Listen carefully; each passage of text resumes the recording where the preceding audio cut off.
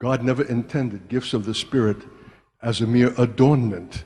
He intended it as nuts and bolts provision for an authentic church fighting for its life against the powers that contend against it and are the key to the salvation both of Israel and its own generation.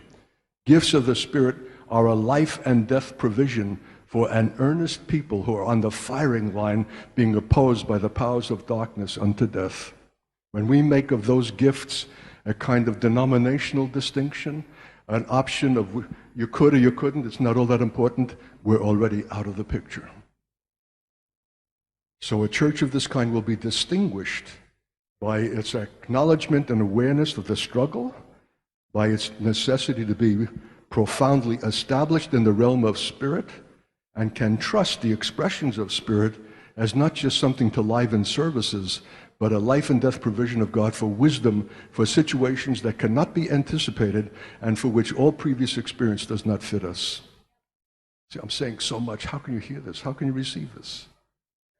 What am I saying? We can anticipate in the last days radical requirements, life and death situations that will affect many that we could not have anticipated nor prepared for, and for which any previous experience will not now help us.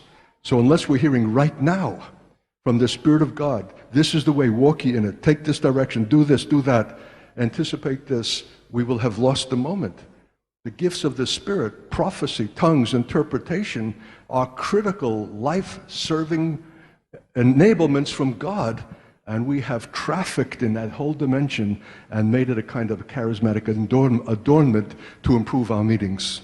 If in fact it is even that much today, it has fallen into such disuse and such a lack of esteem, even by those who call themselves Pentecostal.